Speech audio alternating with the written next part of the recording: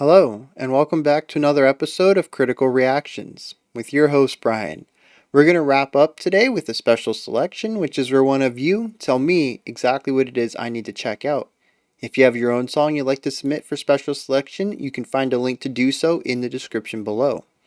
Today's special selection comes at us from Lisa. It says, I'm going to request a more recent selection from Swans. They have evolved quite a bit over the years without ever losing their essence.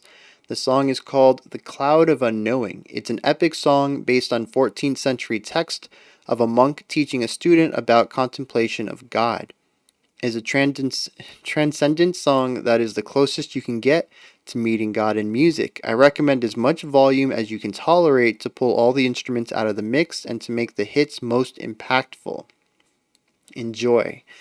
I hope it's okay. I went ahead and I grabbed the Bandcamp version. I noticed that the YouTube version was just the audio with the album art on it, and Bandcamp tends to have higher quality audio. So I figured for a Swans track, that'd probably be the best way to go about it. So that's what we're going to check out. We got Glowing Man by Swans. It's 29 minutes. So grab some water, get a light snack, and definitely get comfy. Let's dive in.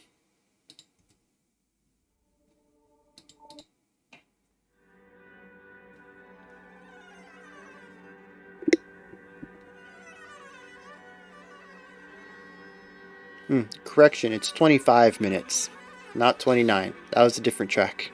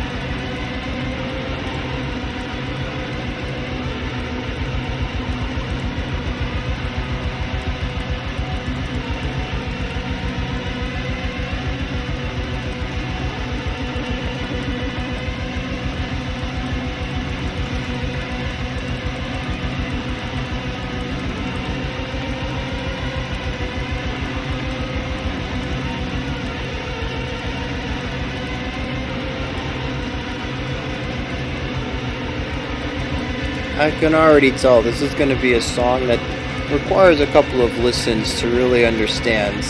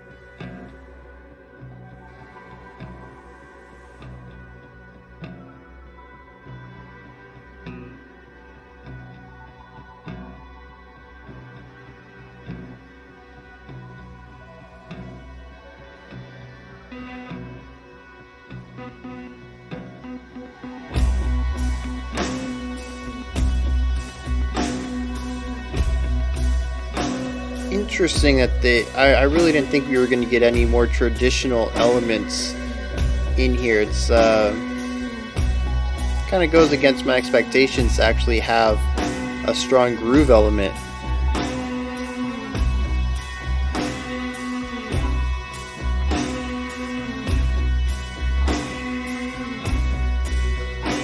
Especially since almost everything we've worked with up to this point has been atmospheric, very textural playing.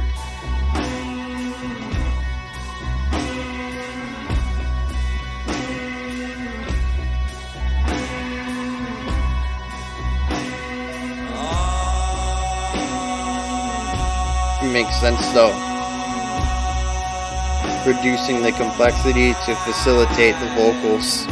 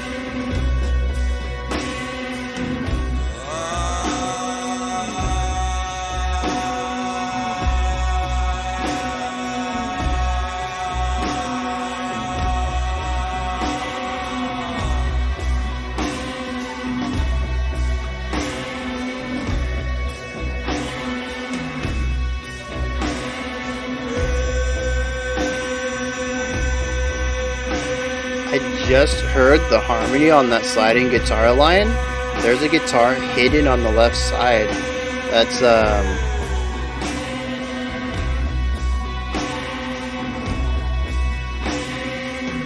oh, there's a guitar on the right side too. It sounds like it's the same pitch, but it holds it out just a little longer than the centered guitar.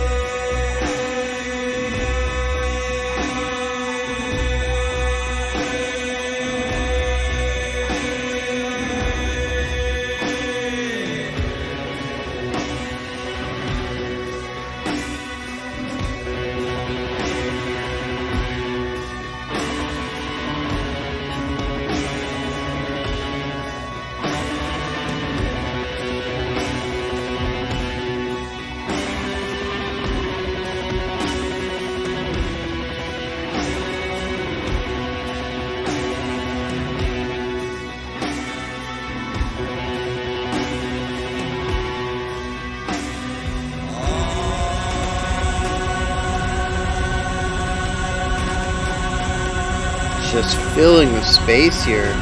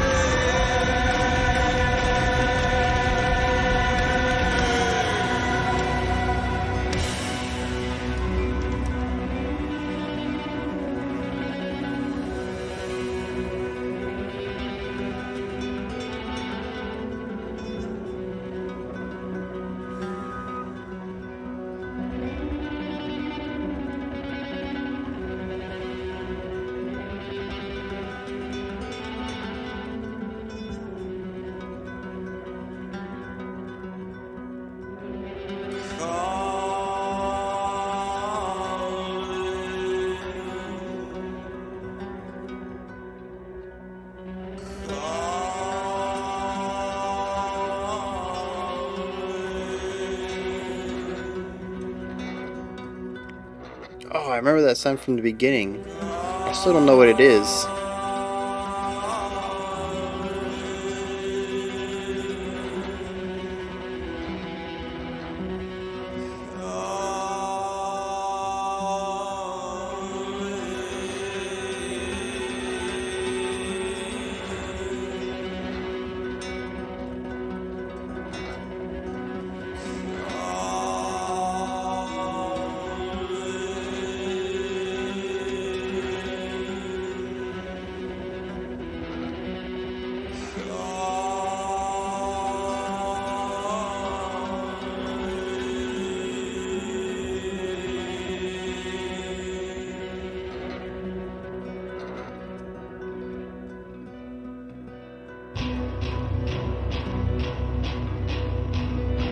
Just the biggest sounds.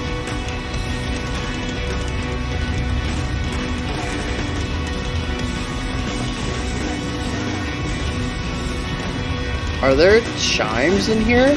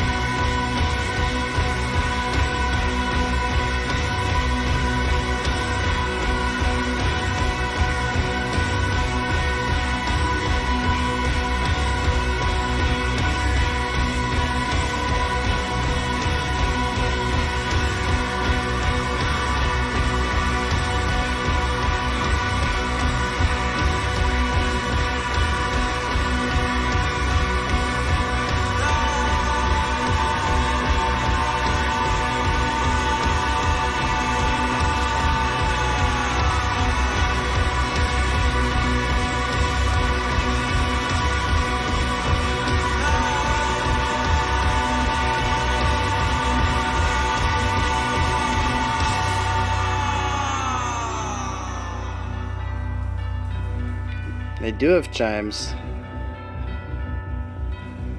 Or maybe handbells, actually?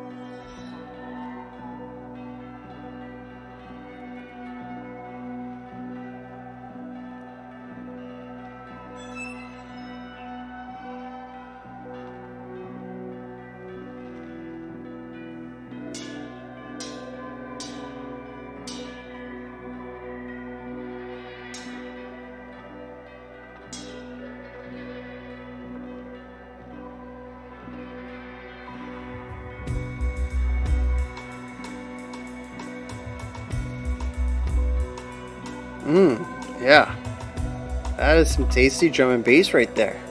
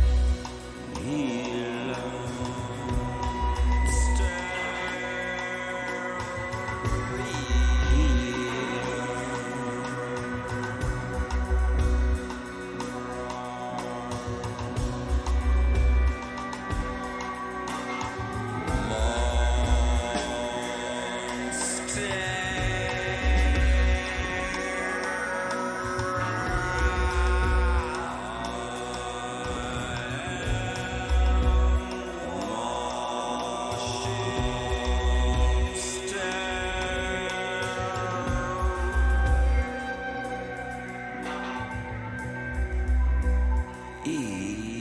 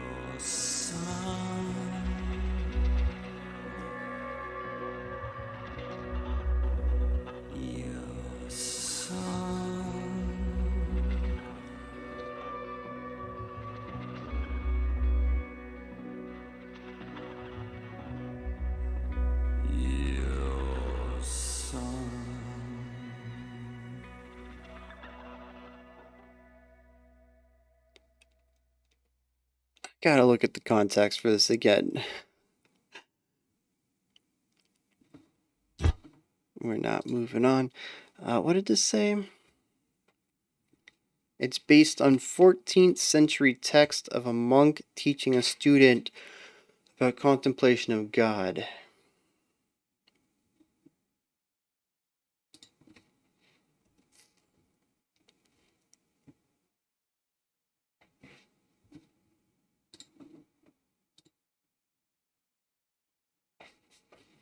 I'm going to look into the lyrics first, which I know is a bit unorthodox for the channel, but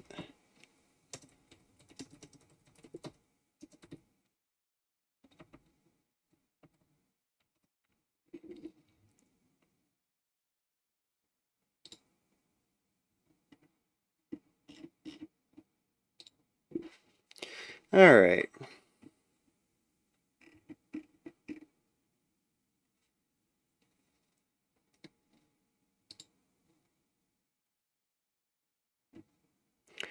So we have I am, I am, I am, I am, I am, I am, I am not.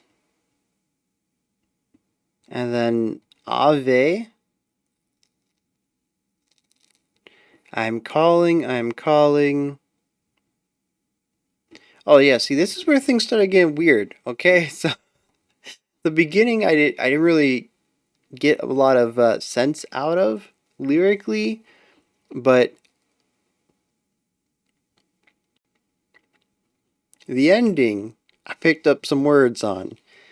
It says monster eater, Jesus feeler, zombie, sucker, zombie healer, monster eater. I am washing your skin. I am calling your son. says this over and over and over and over. And because I was listening to the song, I was like, okay, this is about communing with God and feeling this divine power, and that's kind of what I was aiming for uh, in the exploration, the journey of this track. And I could see some points where I was like, yeah, I could see where people really feel a divine connection with some of these moments, or at least the musical interpretation of divine presence. Until the ending, and I started listening to these lyrics, and the music is very unnerving. We have this weird warbly reverberation sound that appears every once in a while on the right side, just like super far panned. And the guitar, the lone guitar, is not really playing anything that I'd say is super stable, super positive or upbeat. It's sort of just kind of existing on like this single note and just like laying into this pedal tone.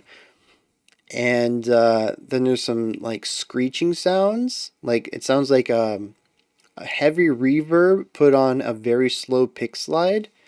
So you get that little bit of screech and then just like stretching that out and reverberating it. And it's just a very unnerving ending. And then you have this dude talking about watching your son and washing your skin and watching your skin and washing your son and zombie healers, Jesus feelers. And I'm just like, this is not. This does not sound like anything that a 14th century monk would be saying about getting to, becoming closer to their deity. Um, and so, like, the last 6 minutes of the song is just a completely different vibe from the previous 19. And I don't really know what its purpose is or where it's supposed to sit. I am kind of curious about this. Sorry, this 14th century monk and the book that they wrote that inspired this. Because, I mean, even excusing that final moment that to me just feels more creepy than inspirational of any sort. I mean, I am not Ave, I'm calling. I mean, it seems like, so it's a book, right? Which means that the only way it passes knowledge on is through words. And so I have to take it that the vocalist, lyricist, read this book, was inspired by it, and chose 6 sentences to repeat over and over again in this song that was inspired by this book.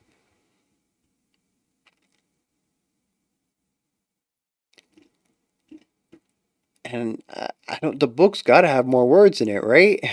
I mean, it was a monk. 14th century monks. This was one of their jobs, was to transcribe books from one language to their language. English if we're looking at English monks. Or French, if you're looking at French monks or whatever, one of their jobs was to learn languages and transcribe books from other languages and cultures into something readable by them to preserve the knowledge from cultures. So I would assume then that any monk would understand how knowledge is best preserved, how in depth or how concise or verbose a book should be to pass on said knowledge. They have expert firsthand experience at translating knowledge. So I'm gonna go out on a limb here and say that the book that inspired this song was a bit longer than 6 sentences. And again, I gotta say, it probably did not have anything in it about zombie suckers or monster eaters or Jesus feelers.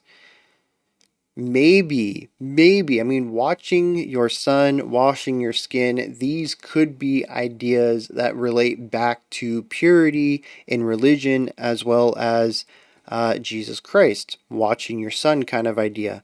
You know, looking at his actions and mimicking them the best I can to be closer to God. Like, I can turn those around and make them more religious, but I mean, the way that they're spoken, right? And I mean, especially when you listen to the way that the vocalist says skin, it is not a typical way. There's this malicious, eerie element of how he says skin, like this really in, gets this really nasally I in there. And it's got like a Hannibal Lecter kind of vibe to it, and it just creeps me out. So it kind of makes me think that there's something else at play here, right? Because I mean, it almost feels like they really went in face value. We found this book about becoming closer to God. It influenced us. We wrote it, and then like the song's pretty much over. They've got like 70% of the song written. You're like, I don't know. It all feels a bit hypocritical to me. Can we put something in here that subverts the whole religious aspect? And I think that's what the whole ending feels like. It's this giant subversion of this transcendental experience. You feel closer to God, and then someone comes up to you and says, religion's not real, bruh. What are you really feeling closer to? And that's kind of what the last verse feels like to me. This last section of the song, it's like uh it's just a total subversion of this entire getting closer to a deity idea. It seems almost tongue in cheek about it. Cuz like, I mean, like if I don't take it at face value, right? Monster Eater, I'm a bit. Ooh, that one's a bit over my head. Washing the skin, watching the sun, I can relate back. Zombie, even the idea of zombie, I can relate back because when Jesus was crucified, he came back like 3 days later and rose from the grave, and things that rise from graves are zombies in modern pop culture. So, I mean, it's not too far of a stretch to say that even this imagery can be related back to a religious concept. The sucker. I mean, it's only said twice. It is the only thing in here that is not repeated in multiple lines. So maybe it's not as important, but also its isolation in its lack of repetition gives it more priority in my books. Like, why doesn't it get repeated as much as anything else? Why? What makes it so important or not important enough to repeat? Like, yeah, I was gonna try to find some metaphor stuff for like Jesus Feeler, Monster Eater, but like, kind of lost on those too. So I don't know. I guess I just don't get this final section of the song in relationship to what the rest of the song is doing, and I would say even musically, I would say it's a bit subdued, right? The rest of the song is about building up these wild soundscapes and moving into chaotic moments, which I feel are supposed to be the divine presence, something our mind cannot understand. So instead of portraying a visit from God as this angelic thing, trumpets blaring and stuff, instead it is the chaos because our mind cannot comprehend such a creature, something that would be that much more powerful than us, so much so that we were created by it. It might as well be another dimensional creature. Just to peer upon something of such great power would warp the mind. So I think that's what like those super loud chaotic sections are. And then outside of those, we have these just really strong soundscapes that are just like multifaceted emotionally. There's a lot of interesting things going on in there. And then just the droning, right? Whatever the droning means to you. For me, I'm not gonna lie, you guys know I'm not much of a droner when I'm listening to music. But I can appreciate the meditative aspect of them, of droning sections. And so that's kind of what I feel a lot of this song bounces back and forth between, is the meditative aspect of it, especially even when we take in the repetition and the minor variations in the vocals on top of these sections of music that are just not going anywhere. They're just very cyclical. And then these moments of massive transcendence where we reach some other plane of knowledge and we experience things that our mind cannot comprehend. And we bounce back and forth between these two ideas a couple of times. And then we hit this last section, and it just as far as I see it, it doesn't fit in lyrically, it doesn't fit in musically, it is subdued. It is in stark contrast to what we listened to before. It is still droning, it is still repetitious, but as we'll see in a second when we dive into some of the musical elements that are going on in the other sections, this type of droning is just very different. It's a single instrument and a couple of sound effects. And then the vocals, and it is the time when the vocals can be heard most clearly. And I wonder if maybe that has something to do with it too. Because, like, I don't know Swans' religious affiliation, right? I'm trying to read into this, and I'm getting kind of, especially with this final section, I'm getting kind of an atheist view on religion out of this song. And in that light, it could be seen that when all the music is going around, that these chants, right, can sound very holy and religious and transcendental. But when you remove all the music and all that's left is the words, and that's when you really start to see what's going on in the words, and they take on a different light. And I don't know if that's intentional, but that's kind of a vibe I'm getting here, is that the one time when the vocals are not being supported by these large movements, they're kind of creepy. And I don't like it. But they might have had a completely different reason for doing this final section too, lyrically and musically. Like I don't know. But like I mentioned, the droning in this final section is very, very isolating, very subdued, very quiet. It's one instrument, a couple of ideas, and then the vocals. And it is the only time the vocals start doubling up, I realized. I don't know if that means anything. I don't know if I've landed on any possible purpose for it other than just because it sounds interesting, because there is extra space since we didn't have anything else there they wanted to fill. I don't know. But it is something that pops up there at the end.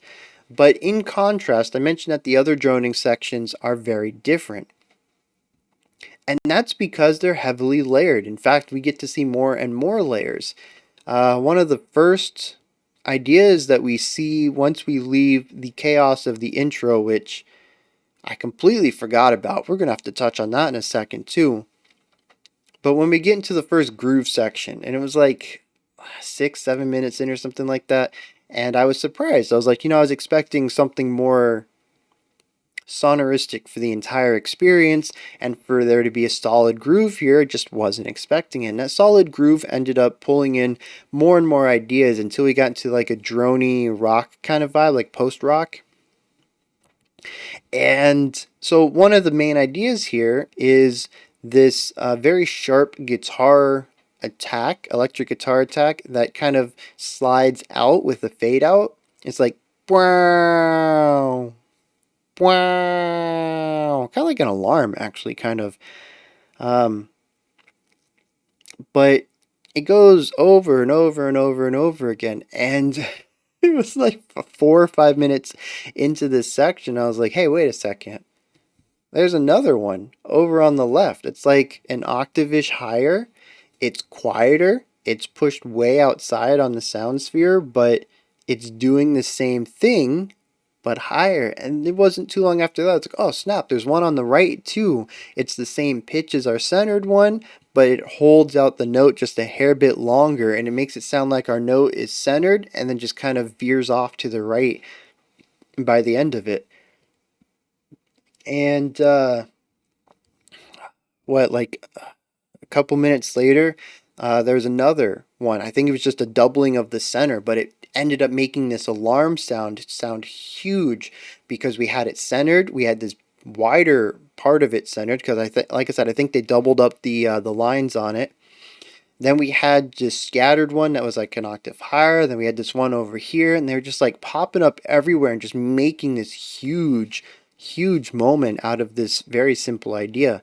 And that is, I mean, that's the big contrast between some of these sections and, well, some of these this section and the final droning section is layers, right? We have the drums going on, we have the guitars, we have all the guitars, we have a bass here, and then we have just some other ideas. Like one time we have chimes or handbells. I'm not quite sure. I think handbells have a sharper attack to them, but whatever it was some sort of brassy metal pitched instrument that you hit, and each one of them is a different pitch.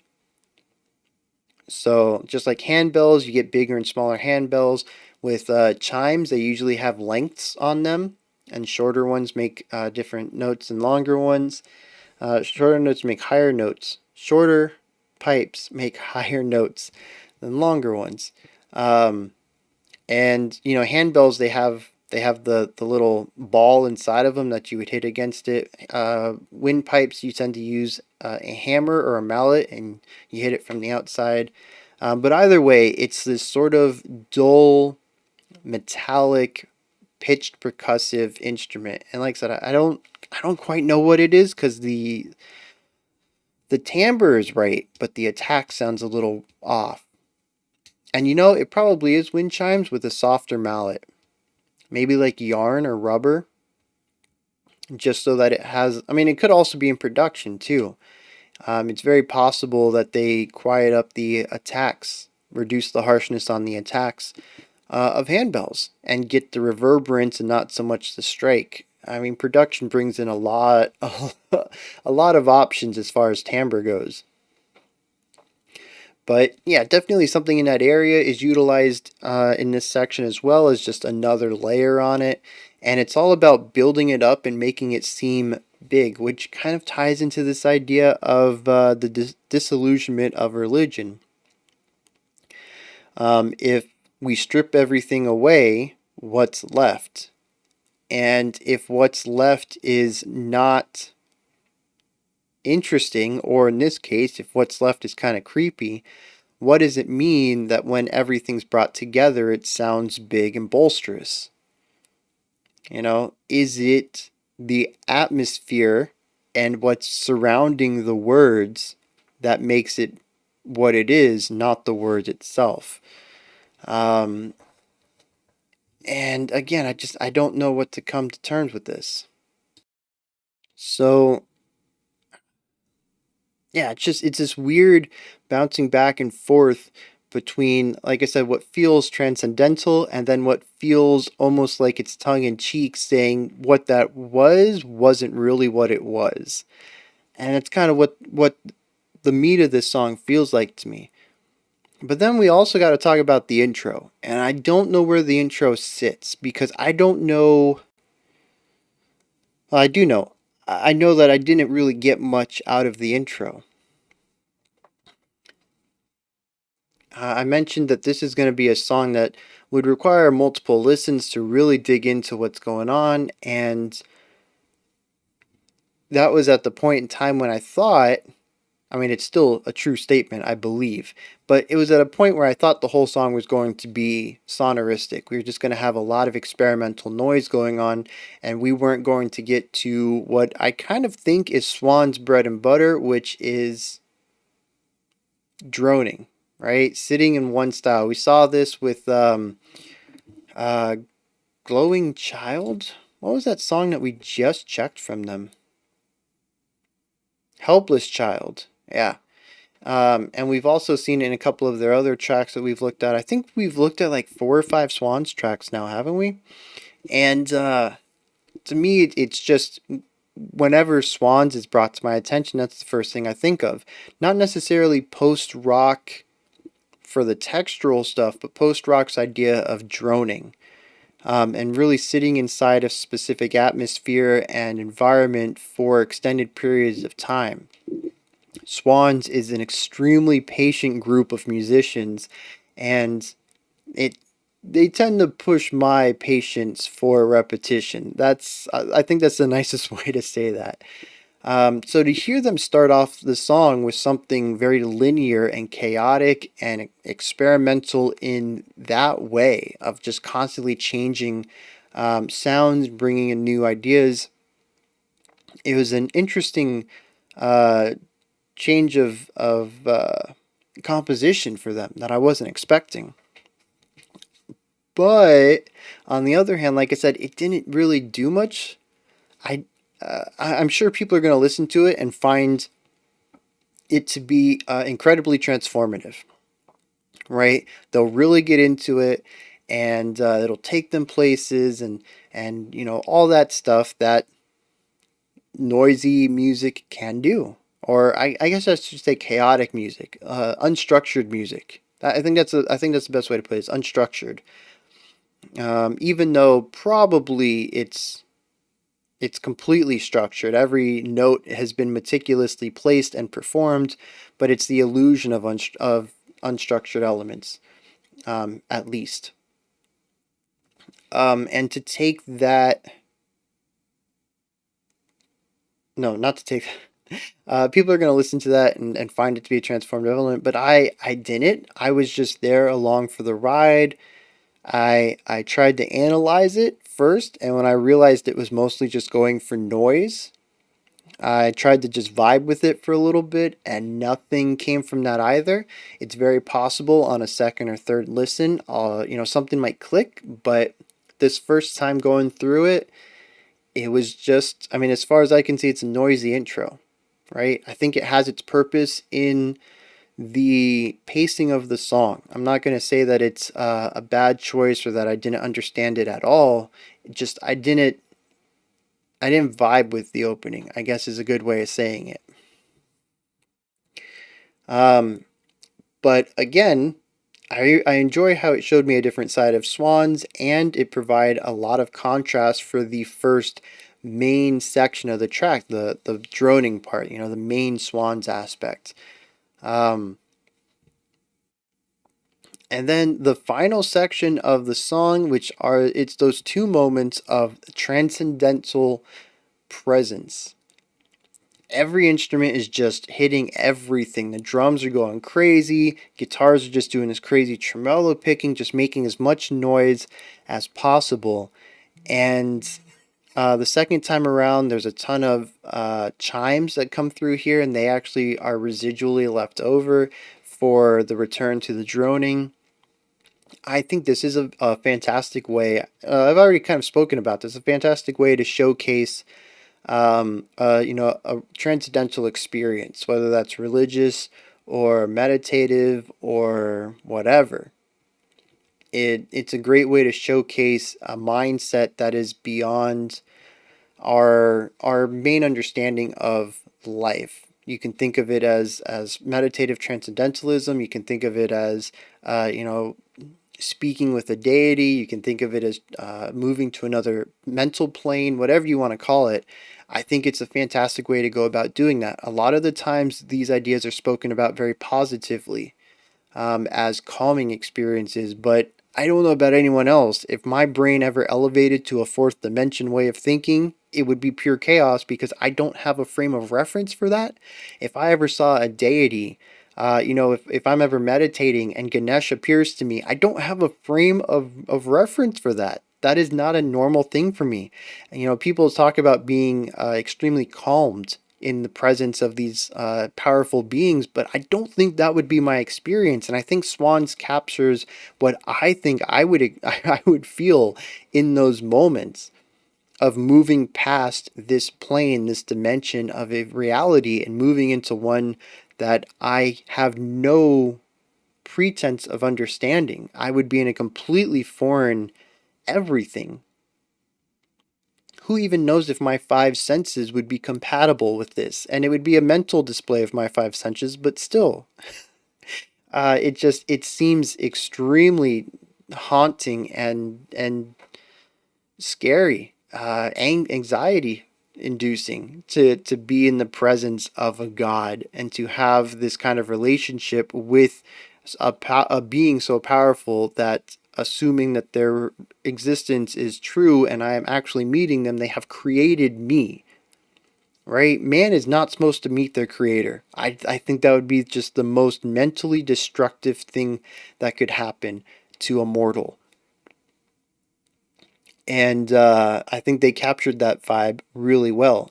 But again, it's a subversion of expectations. Normally, when we meet, especially in here, speaking about God or monks, we're probably speaking about the Christian God. Angels, trumpets, fanfare. It's beauty. You're in awe. It is an awesome thing to do. And I don't know. I feel the opposite of that. I feel they subverted that as well, which also kind of ties into my idea that the ending is a subversion of everything else that comes before it. And while the song is about a transcendent experience meeting God, I think it's also about saying, yeah, that kind of doesn't happen. Everything that you think you might have done or think that might be transcendent or religious or holy or whatever is kind of the opposite.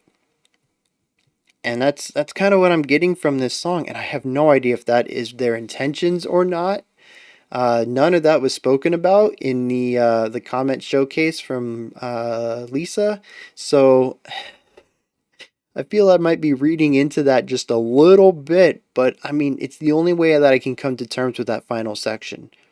It does not feel positive or uplifting or transcendental or uh, anything like that. It feels very destructive and creepy and odd and unsettling and unnerving, but it's utilizing the exact same language and ideas and melodic concepts that we saw in the previous one. I can only see it musically as an inversion of, which could be seen as a subversion of what we had experienced previously. Those are my thoughts, though, on Swans' Cloud of Unknowing. This is where you guys come in, hit me up in the comments. Let me know what you thought of this one. Let me know if you agree with me. Let me know if you disagree. Let me know if you have any hard proof about what this song is about. Lisa said it was about a text from a 14th century monk. That's probably, I mean, I'm not, I was going to say that's probably true. I'm not saying that's wrong, but I'm wondering if there's maybe something more to it, because I have a really hard time tying much of this to that concept, unless this monk was just not a real monk. That's the only way I could see any of this relating to that. Um, so my guess is that it's that plus a little something else. Like I said, to me, it's religious cynicism. That's the other part of the equation that really fills this song in for me. But let me know, right? And if it is just the monk's text, if that's the only thing Swans ever talked about, can someone hit me up with a link to this text? Because I want to read it. I want to see how this song is related to the ideas of transcendence with religious beings.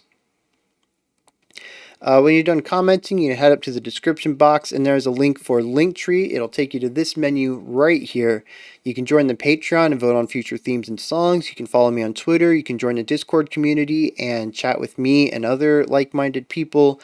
You can pick up some merch. You can submit your own special selection. There's just a bunch of stuff in there. Go ahead and check it out. Above that, if you could, like, subscribe, and ring the bell. I greatly appreciate all three of those.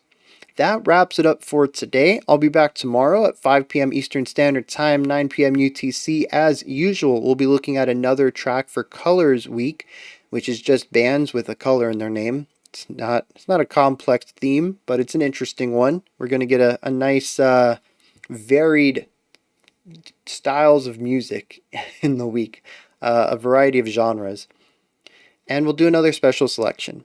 Until next time, remember to be critical but never cynical of the music you listen to, and have a fantastic morning, afternoon, or evening whenever you choose to watch my videos.